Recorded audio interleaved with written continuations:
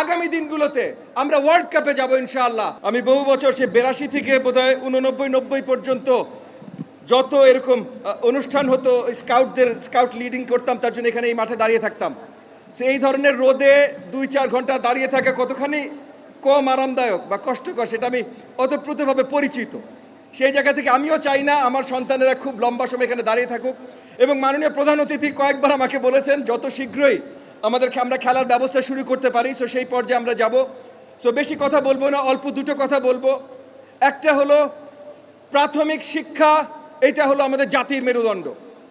আজকে এখানে যারা উপস্থিত আছেন বৃহত্তর প্রাথমিক শিক্ষা পরিবারের অংশীদাররা, একদম সবচেয়ে চূড়ায় যিনি আছেন আমাদের মাননীয় প্রধান অতিথি জনাব এহসানুল হক মিলন এমপি থেকে শুরু করে সকল শিক্ষকেরা যারা আছেন, গার্ডিয়ানরা যারা আছেন এবং আমার শিক্ষার্থীরা, আমার আদরের প্রিয় স্নেহের শিক্ষার্থীরা যারা আছেন, সকলের প্রতি আমি বলছি, আমরা এই দেশের, আমাদের প্রিয় বাংলাদেশের মেইন স্তম্ভ হলো আমরা।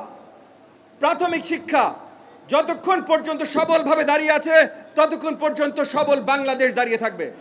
আমাদের মাননীয় প্রধানমন্ত্রী পরিষ্কার আমাদের স্লোগান দিয়েছেন, সবার আগে বাংলাদেশ।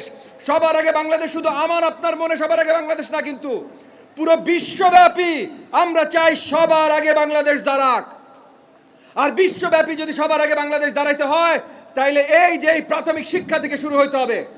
সেই জায়গা থেকে আমাদের প্রত্যেকটি শিক্ষার্থী, আপনাদের দিকে আমরা তাকিয়ে আছে। আপনাদের কি প্রয়োজন, আপনারা কিভাবে আরো বলিষ্ঠ হতে পারেন, সুন্দর বাংলাদেশ গড়তে পারেন, সেই দিকে আমাদের সারাক্ষণ নজর আছে। এই যে এই প্রাথমিক ফুটবল আমাদের গোল্ড কাপ, এখান থেকে এখন যারা সাফ গেমে জয়ী হয়েছেন আমাদের নারী দলের প্লেয়াররা, তারা এখান থেকে এসেছেন। আগামী দিনগুলোতে আমরা ওয়ার্ল্ড কাপে যাব ইনশাআল্লাহ। আমি ফিফার লোগো এখানে দেখছি, আমরা ফিফা ওয়ার্ল্ড কাপে যেতে চাই।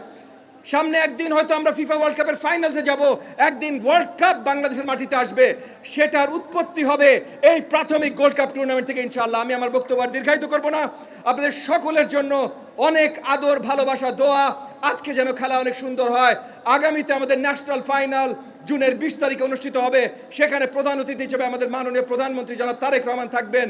ওনার সামনে আমরা সবাইকে পুরো দেশব্যাপী আমরা দেখাবো আমাদের প্রাথমিকের শিক্ষার্থীরা কত সুন্দর ফুটবল খেলেন, কত সুন্দর তাদের টিম ওয়ার্ক, কত সুন্দর বাংলাদেশ আগামীতে তারা করবেন।